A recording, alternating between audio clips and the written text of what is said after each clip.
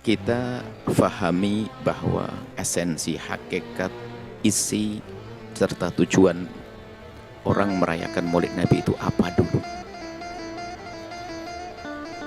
Tujuan daripada merayakan Maulid Nabi sangat jelas adalah mengangkat syiar, membesarkan, mengagungkan, mengenalkan umat kepada Nabi Sallallahu Alaihi Wasallam. Dan ini semua adalah hal yang dianjurkan. Dan tentunya hal ini dimulai dengan kegembiraan kita, kesenangan kita dengan hadirnya Nabi Muhammad Sallallahu Alaihi Wasallam. Cukup Anda, wahai anak-anak muda, ikuti saja cara berpikir seperti ini. Nanti akan sampai kepada tujuannya. Yang harus Anda pastikan pada diri Anda adalah Anda harus senang dengan baginda Nabi, bersyukur kepada Allah yang telah mengutus baginda Nabi untuk kita, baginda Nabi yang dari bangsa manusia dengan kelebihan-kelebihan akhlaknya yang Allah sudah berpesan dan menyebutkan bahwa pada diri Nabi adalah suri toladan. Bagi yang ingin menjalani hidup dengan benar, maka suri toladannya adalah Nabi Muhammad Sallallahu Alaihi Wasallam. Maka sangat penting kita untuk bersuri toladan. Tapi meneladani seseorang harus ada muqaddimah, harus ada kekaguman pada diri kita serta kecintaan, agar di saat kita mengikuti atau bersuri toladan adalah dengan rasa senang, rasa puas di saat kita mengikuti, bukan sebuah keterpaksaan. Mungkin kita suruh mengikuti sekelompok atau budaya seseorang, tapi dengan paksa karena aturan di sebuah daerah, itu tidak akan dinikmati.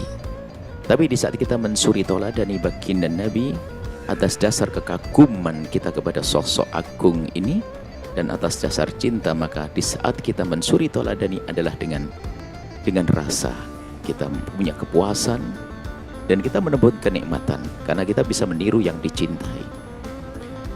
Maka dari itu para ulama yang cerdas-cerdas itu memahami makna mensuri toladani.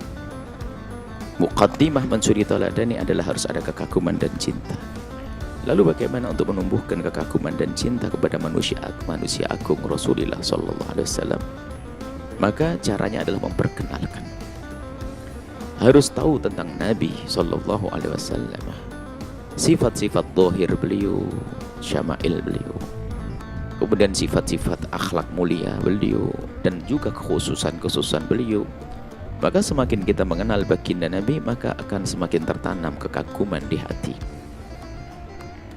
Adapun ini caranya bagaimana, bermacam-macam caranya. Intinya harus sampai kepada kekaguman. Kita harus sampai kepada pengagungan. Kita harus sampai kepada caranya bermacam-macam. Di antaranya ada menulis buku sebanyak-banyaknya tentang Rasulullah, atau membuat satu perkumpulan yang di situ manusia semua diingatkan, dibawa pikiran mereka, hati mereka kepada manusia agung. Kemudian disertai dengan acara yang memang di situ ada kegembiraan, yang artinya gembira atas hadirnya Nabi Sallallahu Alaihi Wasallam.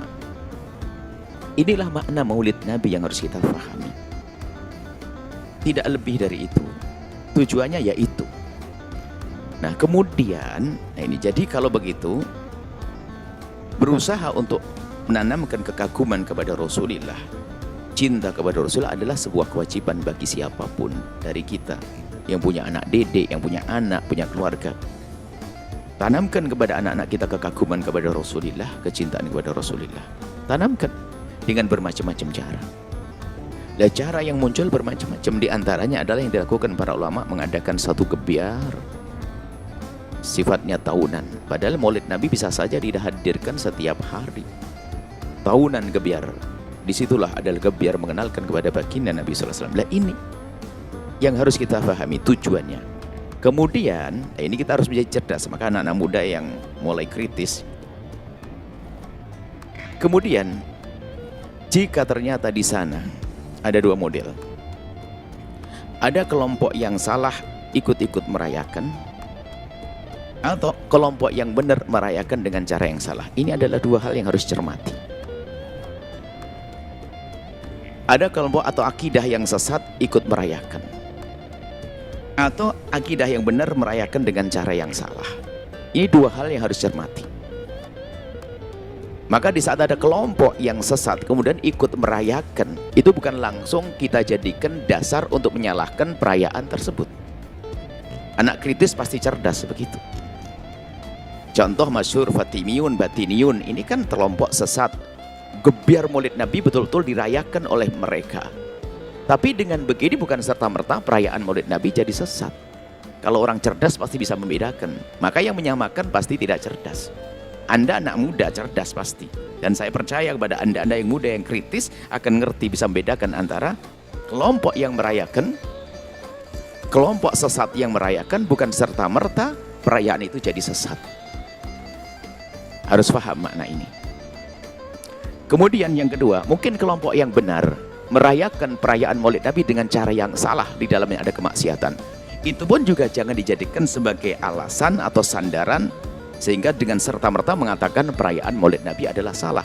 Wong ini adalah salah di dalam melaksanakannya, bukan perayaannya, cara melaksanakannya. Nah, di lapangan ada dua kutub, dua model ini. Gara-gara kelompok sesat seperti Fatimiyun tadi yang mengadakan perayaan, lalu dianggap perayaan Maulid Nabi adalah budaya Fatimiyun. Nah, ini salah. Walaupun tidak ada Fatimiyun, kita tetap merayakan kok. Nggak ada hubungannya. Bahkan mungkin Anda pun baru dengar hari ini kalau Fatimiyun adalah orang kelompok akidah sesat yang dengan gebiarnya Maulid Nabi yang luar biasa besar. Misalnya. Ini kemudian yang kedua adalah jika ada orang-orang yang melaksanakan perayaan Maulid Nabi ternyata dengan cara yang melanggar syariat baginda Nabi SAW, itu kesalahan orang tersebut. Jangan langsung dijadikan alasan mengatakan perayaan Maulid Nabi adalah tidak dibenarkan. Ini loh cara cerdas, cara pandang kita. Anak-anak muda kami berharap cerdas. Yang pandangannya nggak begini tentu dia tidak cerdas. Contoh saja, jika ada suku Jawa atau suku Sunda atau suku Batak atau suku Madura misalnya melakukan sesuatu yang tidak benar, masa langsung kita katakan wah suku Batak nggak benar, suku Jawa nggak benar? Ini kan kebodohan dalam kita menilai. Kan cara melaksanakan Maulid Nabi dilakukan sebagian orang dengan cara yang salah. Ya caranya saya yang perlu dibenahi dong. Jangan langsung kita menjustis, menghukumi bahwasanya ini orang Madura nih nggak bener dengan perilaku ini, orang Jawa nggak bener lah. Ini gimana? Kalau memang ada kesalahan yang dilakukan oleh suku Jawa tentang sebuah budaya atau misalnya tentang kenegaraan deh. Misalnya ada suku Jawa yang menghina, kalau di negara ini Pancasila dan sebagainya, itu suku Sunda, suku Madura. Ya itu ya orang per orangnya, jangan dikatakan dasar suku Jawa nggak bener. Ini kan orang nggak cerdas di dalam menilai. Perayaan Maulid Nabi juga demikian. Memang ada di sana kelompok-kelompok yang berkebiar melaksanakan Maulid Nabi luar biasa. Tapi dari kelompok yang sesat, tapi bukan serta-merta kalau Maulid Nabi adalah sesat. Atau sebaliknya, memang ada kelompok yang benar tapi cara melaksanakannya salah, bukan serta-merta perayaan Maulid Nabi jadi salah, begitu. Ini cara pandang yang benar. Kita kembali kepada alasan atau kembali kepada perayaan Maulid Nabi itu sendiri, yaitu bagaimana kita mengagungkan atau menanamkan kekaguman kepada umat terhadap baginda Nabi Shallallahu Alaihi Wasallam. Tentunya di situ adalah dengan cara yang diridhoi oleh Allah Subhanahu Wa Taala, seperti yang dilakukan oleh para ulama, mengumpulkan orang sebanyak-banyaknya.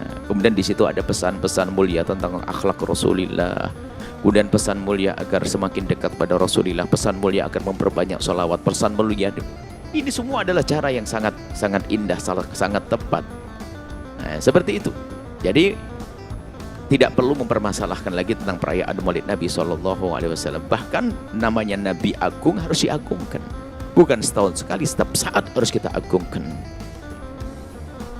Nabi Muhammad agung, yang mengagungkan adalah zat yang maha agung. Wa innaka la'ala khuluqin adzim. Sungguh engkau wahai Muhammad di dalam peringai perilaku akhlak yang agung dan mulia.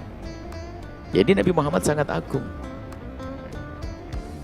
Dan disebut-sebut wa rafa'na laka dzikrak. disebut-sebut nama Nabi Muhammad, diagungkan Nabi Muhammad, maka manusia agung adalah yang bisa mengagungkan Nabi Muhammad sallallahu alaihi wasallam. Adapun masalah tanggal, Anda jangan bingung masalah tanggal. Ulama kita sebagian mengatakan tanggal 9 Rabiul Awal, sebagian mengatakan tanggal 12, sebagian mengatakan di tanggal yang lain. Itu tidak terlalu penting. Yang terpenting adalah Anda sudah yakin bahwa Nabi terlahir, sudah selesai. Jangan bicara tangkapan harinya. Yang jelas Nabi terlahir dan beliau adalah utusan Allah untuk kita, Nabi rahmatan lil alamin. Maka cerdas menilai itu penting. Jangan seperti sebagian orang tentang picik. Jadi kalau ada orang Sunda berbuat salah langsung dasar Sunda, orang Batak melakukan salah dasar Batak, orang Jawa melakukan salah dasar. Ini adalah kebodohan dalam menilai seseorang. Dia ingin menjadikan suku Batak adalah orang maksum, orang